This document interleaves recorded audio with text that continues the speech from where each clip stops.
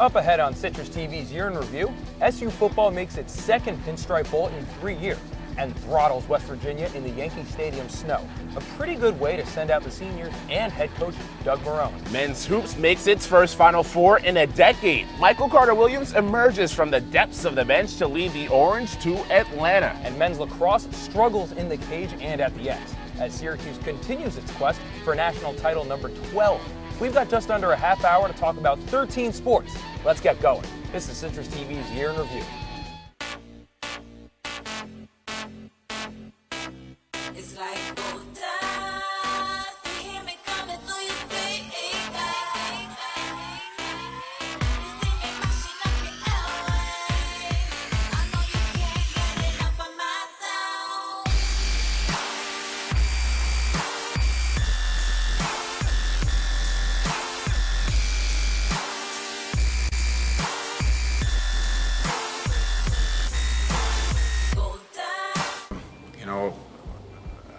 I've got to do a better job there. I mean, there's no doubt about it. It's not on him, it's on us. To perform on them Saturdays and Fridays, man. For us, it's another week with another great challenge. I mean, I look back, we haven't beaten them in 8 years. It's big. I mean, it was a big game. Play hard-nosed football, make some big hits. I mean, when you see helmets flying off, you know, that's some serious stuff. It's kind of gut check time, you know what I mean? It was like, put it on the offensive line, put it on the running back to go get those tough yards. There's a reason why I'm wearing my suit right now. Because, you know, it's the first time I got to beat UConn. I've said this before, out of all the teams since I've been here, this was the closest team that I've coached. That was 5 years, boy. Would have changed the thing, would have changed the thing. I couldn't have asked for a better ending to my career. It's a tough game. It's just like when you play outdoors. You got to get to the, you know, in the summer, you got to get to the basket. He's proven that he's one of the best coaches ever in college basketball. I knew he had to dunk it on Dang, and he did. You know, he's one of the few guys that can do that. And then he got back down and made the other steal. You know, he's a big-time player. Offensively, we're not playing well. I'm not going to play like this again. You really can't afford losing anymore. You know, we played as well in New York as we ever could have hoped for. Indiana presents a lot of problems offensively. You just did a great job just getting to the lane, you know, and get them in foul trouble. How's it feel going to Atlanta? It feels great, man. This time I'm remembering for the rest of my life. Syracuse sports, the talk of the town for the past year. Hello there, I'm Ted Goldberg. And I'm Chris Lewis. Syracuse playing the Final Four in hot Atlanta, the Pinstripe Bowl in ice-cold New York City. SU was everywhere this year. Field hockey got to the Final Four for the first time in school history. And how about men's soccer? It's winningest season since Ronald Reagan was president. Well, the president of Syracuse might as well have been Doug Marrone in the fall, especially after the way he led the Cuse this year. Football had some rebounding to do this year. In 2011, the Orange lost 5 straight games to end the season. Just one win could have let Syracuse get to a bowl game. But this year, there were plenty of familiar faces on the hill. Alec Lemon, Shamarko Thomas, and of course, Ryan Nassib under center. We got a good one for you to start things off. Syracuse against a Big Ten foe, the Northwestern Wildcats. We have had success in practice, and you know, we were able to translate into the game, but honestly, it wasn't quite enough. The snap, the kick, and it's blocked. A block kick as it's picked up at the 30. A lot of room for the Rutgers returner at the 50. The 40, no one's going to catch him. Touchdown, Rutgers. I'm going to have to do the same thing the players do. I'm going to have to take my hands and dust myself off and dust all that stuff off me and just go back to work and fight. Here's the snap to Nassib. Time to throw again. Fires right side to a wide open Lemon. He's in. Touchdown, Syracuse. The Orange can smell a bowl game. Hand up the middle. Goalie bounces off a tackle and breaks free down the sidelines. There he goes past midfield, and he high steps into the end zone for a touchdown. Syracuse wins the Pinstripe Bowl for the second time in 3 years. Well, it's official, Bill. Today, Syracuse head coach Doug Marrone was announced as the Buffalo Bills head coach. I had some opportunities to make a choice, and I've chosen to be here. For me, selfishly, I feel like the luckiest guy in the world. The New York Giants select Justin Pugh, tackle Syracuse. So SU football won a bowl game. Impressive, but it's something the team did 2 years ago. You want to know what the SU soccer team was doing 2 years ago? Losing. It was Coach Ian McIntyre's first season, and the team was just 2-10. Talk about a reversal. Most wins in a season since 1986. The squad won in the NCAA tournament for the first time ever. It was the best season ever in program history. And Citrus TV's Mark Sell talked to Alex Bono, the goalie, about it. 2011, SU men's soccer was at the bottom, and then Alex Bono got here. 2012, quite the season for you guys. You improved your win total by 11. You got to the Sweet 16. So I got to ask you, how did you guys do it? Yeah, I mean, it's obviously a big change, going from 3 to 11 more, 14 wins this season, and you look at it and you say, well, what's the difference? I think we brought in a lot of freshman players who are really talented, and our seniors really stepped up. I think that's the difference when they come in with the mentality that it's our last year to do something, and they really lead the young guys. I think it all goes to the seniors for the way they led the team and the way they performed as well. And you, as a true freshman coming from Baldwinsville, you had 79 saves last year, 10 shutouts, the most shutouts by any SU goalie for the first time in almost 2 decades, but no saves were bigger than the 16 you had in the second round of the NCAA tournament against VCU and in the Sweet 16 against Georgetown. So what was your mentality for adjusting throughout the entire season to really step up on that big stage the way that you did? Yeah, I mean, the whole purpose of the goalie is to come up when he needs to come up big. And, they needed it those last 2 games. And in the last 2 games, when I was called up on, luckily I was there for most of the time, Unfortunately, we couldn't get the win against Georgetown, but really fought hard against VCU, had to step up, make some big saves. But, again, that's a job that you deal with every day. In training or games, when you're called upon to make a big save, it's your job to be able to do so. Alex Bono joining us here on OTB Year in Review. The ladies also showed huge strides this year, a winning record for the first time since 2003. Even if the Orange's last game was a stinging 1-0 loss to Notre Dame in the first round of the Big East tournament, a game where Maya Pitts doinked a shot off the crossbar. The Qs reached the conference tourney for the 2nd year in a row, and that's something the Orange hasn't done since the new millennium started. For field hockey, it was another successful season, business as usual for head coach Ange Bradley. She's now 5 for 5 in getting the Orange to the NCAA tournament. SU made the Final Four for the first time in school history. Earlier this season, Syracuse shut out North Carolina when they were number 2 in the country, but the Tar Heels got revenge, stopping SU's season in the Final Four. This year marked improvement from the previous 2 seasons. Ange Bradley's girls made the Elite 8 in 2010 and 2011, but couldn't knock off the Maryland Terrapins in either season. In 2012, SU didn't have to worry about playing the Terps. Maybe that helped the Orange get as far as it did. The Orange improves its record to 54-12 since 2010. SU field hockey has won 82% of its games, the highest mark for any team on the Hill. That takes care of the fall. Next, it's time for the rise. SU basketball back in the Final Four for the first time since 2003. Relive the magical ride on Citrus TV's Year in Review. So, I just moved in with this family, and it's embarrassing. The little one, he likes to go outside and crawl around in the giant litter box. I don't know what he's doing. I mean, I was born and I knew how to use the litter box. Look at that.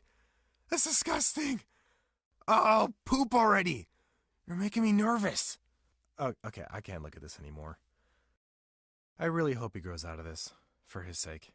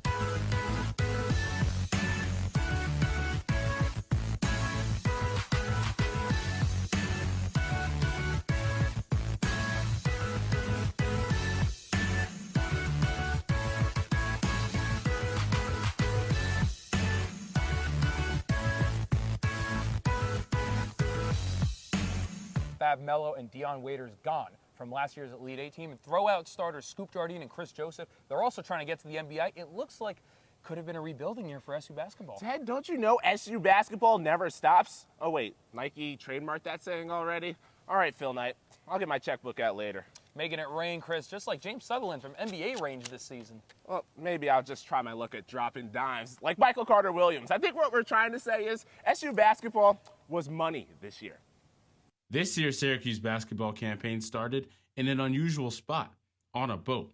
It was the battle on the Midway where the Orange defeated the San Diego State Aztecs. Syracuse had continued success in non-conference play, and Jim Boeheim reached 900 wins. SU stumbled with its first loss of the season coming against Temple inside Madison Square Garden. What a win for Temple! The Orange would bounce back and start its final season in the Big East with another big win for Coach Boeheim. But he is never one to worry about that stuff. To me, the numbers are not the story. The story is the players I've been able to coach, the coaches I've worked with. The team hit a speed bump when James Sullivan was suspended for eligibility issue. The Orange were able to win without him, including a last-second win over the #1 team in the nation, the Louisville Cardinals. SU would hit a skid even after Sutherland returned, losing its last 5 of 8 games to end the regular season, with 2 coming at the hands of the historic rival, Georgetown. And the Hoyas put their footprint on the Orange, 61-39. After 2 wins over Seton Hall and Pittsburgh, the Orange would get the last laugh on Georgetown by beating them in the Big East tournament. This set up a matchup with the Louisville Cardinals in the championship game. SU would fall short. A massive second-half comeback to take down Syracuse. SU received a 4 seed in the NCAA tournament, and behind terrific defense, the Orange defeated Montana, Cal, Indiana, and Big East foe Marquette to reach its first Final Four since 2003. But the magical postseason run ultimately would end in a loss to Michigan. I think our energy was a little bit low. We needed to be more active, and we weren't. They had two bench players come in, hit four threes for them, and definitely got them going. I don't think I've ever been any prouder of a team for where they've come and what they've had to overcome at the end of the year. And in this particular game, Michigan's a really good team. Darius Joshua, Citrus TV. It was an impressive season for the SU men. It was a historic season for the SU women's hoops team. The club reached 24 wins in fewer games than it ever took in program history. And the Cuse made its first NCAA tournament appearance since 2008. Still, the Cuse couldn't notch its first tournament win ever, falling to Creighton in the first round. But Kayla Alexander did become the record holder for most points ever for a Syracuse Orange. Citrus TV's Dan Cohen was able to sit down with the new record holder. Citrus TV's Year in Review continues here inside the Mello Center. Dan Cohen alongside Kayla Alexander as she gets ready to head to San Antonio and begin her WNBA career. But Kayla, looking back at this year, certainly a lot of accomplishments for the team this year, you getting to 2,000 points, making it to the NCAA tournament. How satisfying was it in your last year with the program to finally crack through and make it to the tournament? It was definitely satisfying. I think it's something that we worked towards, especially my class, for 4 years. So to finally end on an NCAA tournament note was great. But the athletes and the competitors that we are, we obviously weren't satisfied with just losing in the first round. We obviously wanted to push forward, and we thought we could have gone further. We were hoping to go further, but hopefully they can get done next year. But just the opportunity to go back and play in the NCAA tournament again, or for the first time for me anyways, but to go back again as a program, that was great for us. How excited are you to see where this program goes now? Coach Q's going to the ACC. You know, the freshmen this year, they have a year under their belt and another new class coming in. How excited for you now, looking from the outside, are you for the program moving ahead? I am so excited for this program. They have great coaches, a great coaching staff upstairs. The seniors for next year, they're a good group. Same with the freshmen that we had come in this year. Like, they all work hard. You don't have to tell them twice to get into the gym. They all want it for themselves, and they all want to get better and improve themselves. So I feel like next year is going to be a fun year, and I'm looking forward to it. And I'm going to try and find a way to watch it on TV or on the internet or some way. I'm going to be cheering on my girls for sure. And the WNBA draft, you know, a little ways back, people were obviously focusing on players like Skylar Diggins and Elena Deladon and Brittany Griner, but for you, when you got the phone call, what was that experience like? It was a dream come true, but surreal at the same time. Felicia was the one that called me and got through my phone first, so she was freaking out, and then just to make sure, because I didn't want to get my hopes up this year. I was like, Felicia, please tell me you're not joking or lying to me right now. And she was like, no, I'm telling you the truth. So I got really excited, and I got to share that moment with all the girls I went to Bible study with. So it was like a dream come true. Wise words from Kayla Alexander as she moves on to the WNBA. Thanks for joining us, Kayla, here on Citrus TV's Year in Review. Thanks, Dan. Kayla Alexander, of course, had a lot of accolades, but she never did win the Big East Conference. That's why you have to give the cross-country team some love. The unit picked up its third Big East title in 4 years. Unfortunately for volleyball, the team was about as far away from a championship as can be. The team finished just 12-18. That's the fewest wins in a season since 2006. That might not seem too long ago, but then again, that's when the Rihanna we know was just little Riri. Of course, there's better days ahead for year 2 of Coach Yellen's era. Ice hockey gets 20 wins in a season for the first time in Orange history, and Syracuse played for the CJ title for the 3rd time. But SU season came to an end against Mercyhurst. SU head coach Paul Flanagan must wake up in a cold sweat just thinking about MU. Syracuse hasn't beaten the Lakers in 24 games. Even though the Orange lost to Mercyhurst 5 times this year, it was still a solid season. Paul Flanagan's girls put up the most goals and wins in the 5 years that the Cuse has played D1 hockey. Combine that with the Orange's stingiest defense and highest seed in the conference tournament. Fun fact, women's hockey is the only Syracuse team to not play in the ACC next year. They're going to stay in the College Hockey America Conference, better known as the CHA. We've reached halftime here on Citrus TV's Year in Review. We'll come back with men's and women's lacrosse. Those seasons are still in progress, just like Citrus TV's Year in Review, so keep it locked. Now, some action from the courts. Billie Jean King renewing her rivalry with Arthritis. First set, furious volley, and right to the net for a winner. Beautiful forehand there. Arthritis, stunned. And here, match point. Billie Jean with the ace, taking it in straight sets. Afterwards, a jubilant Billie Jean King. Tennis is a weapon for me with arthritis. There's nothing like it for me to hit a ball, run to the ball, anytime, any court. I'm ready. Let's go. What's your weapon against arthritis? Find out at fightarthritispain.org. We are different. Society should aspire to be more like us. Be part of the first class. Get energized.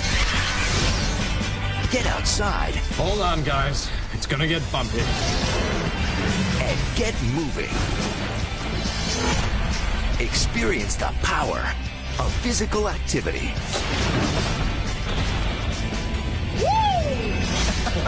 Join the movement at ActionHeroAlliance.com.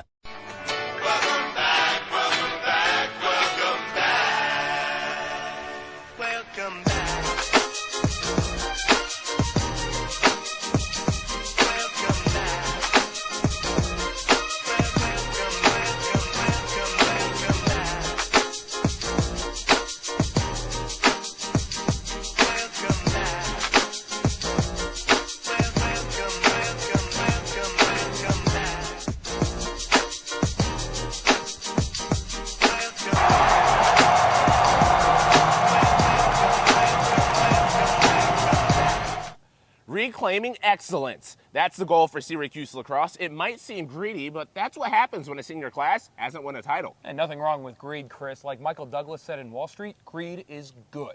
And when you have 11 national titles, you can be a little picky. Well, stock up for Syracuse. The Orange is primed for an NCAA tournament run, especially after its win against #1 Notre Dame late in the season. Entering 2013, Syracuse lacrosse wasn't given the respect they're used to. And after a surprising loss to unranked Albany to start the year, it was looking like the critics might be right. The team used that as motivation. That was really a wake-up for everyone.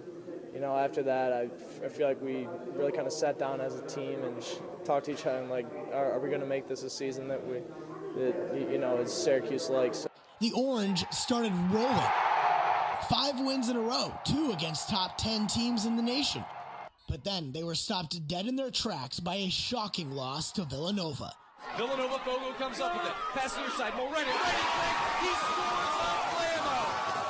Villanova snaps Syracuse's 5-game win streak, and the lowly Wildcats beat Syracuse 11-10. But SU didn't even blink. Just like earlier in the season, Syracuse won the next 5 games they played, again defeating the best lacrosse teams in the country. Syracuse has lived on the edge all season with 8 one-goal games to lead the NCAAs. That being said, 3 less of these, and Syracuse would be undefeated. As they seek a second straight Big East Tournament championship, the main goal is still to be a national champion. No matter how the season ends, the team knows they'll be saying goodbye to 2 crucial parts of Syracuse lacrosse, JoJo Marasco and Brian McGill.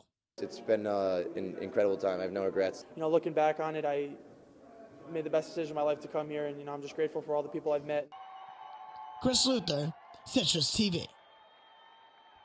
It was the complete opposite for women's lacrosse. The team was looking to get back to where they were last year. That's the championship game. After another freshman haul and key players like Alyssa Murray and Michelle Tumalo coming back, the Cuse looked primed and reloaded for a May run. Coach Gary Gates' team always plays the best, and this year it beat the best. 6 ranked wins helped bolster SU's resume and capture the top seed in the Big East tournament. Unfortunately, the Cuse is without Michelle Tumalo. Last year's Tewaaraton finalist tore her ACL against Cornell. What happens when Emily Harmon leaves the Hill, arguably the greatest tennis player to come out of SU? If you guessed that the team would actually get better, you'd be right. Syracuse gets around deeper into the Big East tournament than the Orange got last year, before losing 4-1 to DePaul. But that one was a doubles victory from junior Maddie Cobelt and freshman Brittany Lashway, a combo you can still see next year. It's tough to review the year in softball. They're still playing. The Orange is trying to claw its way back to 500 on the season and play postseason ball for the 4th straight year. A highlight from this season, back on April 20th, Syracuse trailed Seton Hall by 10 runs and almost came back to win. The Orange lost a barn burner, 16-15. We're almost done here on Year in Review, but we'll take a few minutes and talk about what we'll miss from the Big East. The ACC is what's next for the Orange, and it's also what's next on Citrus TV's Year in Review. Hi, my name's CJ.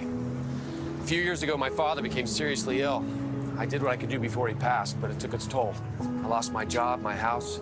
I'm getting back on my feet, but I don't know when there'll be food on the table. How'd I do, CJ? We could be twins. Well, cousins, maybe. Play a role in ending hunger. Visit feedingamerica.org/hunger and find your local food bank.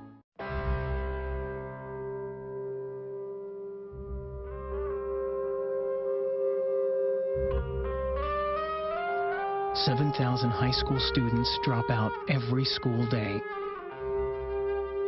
That's a line of desks more than 4 miles long. We can keep students in school. Visit boostup.org and take the first step.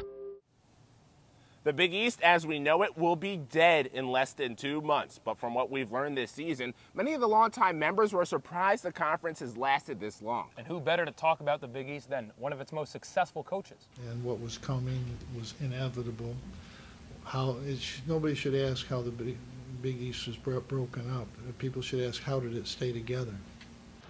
Boeheim put it correctly, Ted. Unlike most leagues, the Big East was built for basketball. In 1979, a masterpiece started with 7 teams taking the leap to join Dave Gavitt's league. Along with some big-time names, players like Derek Coleman and Patrick Ewing, and coaches like John Thompson Jr., and some guy named Jim Boeheim. Can't leave out the other Jim, UConn's Calhoun. The 2 Jims captured the most wins of any coaches in the conference. Boeheim's crew corralled the Big East regular season crown 9 times. That's the 2nd most in the league. You also have to add in the 5 tournament championships. SU and UConn played 6 overtimes in the Big East tournament in 2009. Syracuse won the longest college basketball game since the NCAA introduced the shot clock. It took more than a decade, but finally football joined in on the Big East fun, which led to 5 more teams joining the league. All those teams took a backseat to Miami. The Canes took a share of the conference 5 of the first 6 years. Until Syracuse won the next 2 Big East titles, behind a bunch of future Pro Bowlers, Donovan McNabb, Dwight Freeney, and Keith Bullock. Paul Pasqualoni led the Orange for the first 14 seasons of Big East play. In 2004 came Greg Robinson. In 4 years, SU won 3 conference games. Ugh, that's pretty bad. Until Doug Marone rode in and saved the day. He's only got a .500 record here at the Hill, but he brought the Orange to 2 bowl games in 3 years before he bolted to an NFL gig in Buffalo. But SU has a new home to look forward to. Coach K and Duke basketball, Miami football. Should be a lot of fun in the ACC. While keeping some old rivalries, in a couple of years, Pitt, Notre Dame, and Louisville will all be in the ACC. As Coach Boeheim joked, the ACC will have more Big East teams than the Big East. There's more than just Duke basketball. Roy Williams and North Carolina should make things pretty interesting. And I wonder what Scott Schaefer can do against Georgia Tech's triple option offense. But can't forget about lacrosse, Ted. Even though Maryland is bolting, Virginia, Duke, North Carolina, SU, and Notre Dame will make up a power league that's sure to provide some classics. And a throwback to SU grads from years ago. Boston College and Syracuse are finally rivals again. The Eagles joined the ACC in 2005. Just when Matt Ryan started to make a name for himself. He's Matty Ice. It's time to put this show on ice. I see what you did there, Chris, but let's not give people the cold shoulder. They can still check us out online at CitrusTV.net for all sorts of goodies we couldn't fit into this show. It's been a pleasure following the Cuse all season long, from a San Diego aircraft carrier to the familiar Carrier Dome. Hope you had as much fun watching as we had providing you coverage of your favorite SU teams. We're about to start another long summer, but you can check us out online for our 2nd annual football preview show, taking a look at the first team to play in the ACC. Alongside Chris Lewis, I'm Ted Goldberg. Thanks for watching. We'll leave you with our images of the year.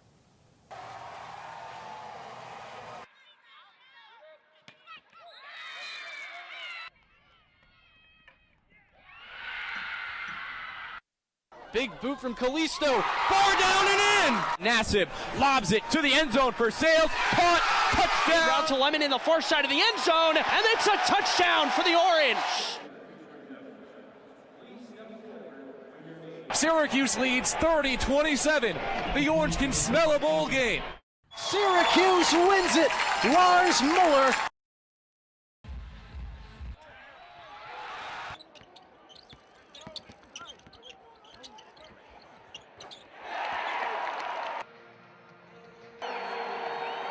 And Holly Carey-Madamo has the record. She is Syracuse University's all-time leading goal scorer.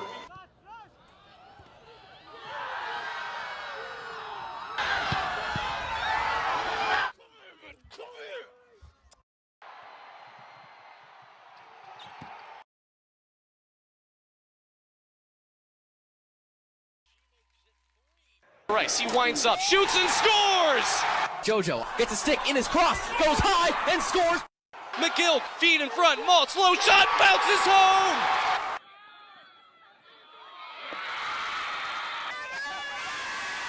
It is McKenneth who is stripped by Sykes, who has the heave, and it counts! He didn't jump on that left hand, Jay. Goodbye, Jim Boeheim. The season ends with disappointment in April for Syracuse. The Orange falls in the Final Four to Michigan.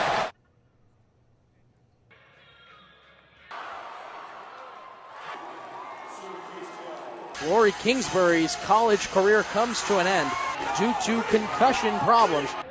Goalie, huge hole up the middle, untouched, touchdown Orange!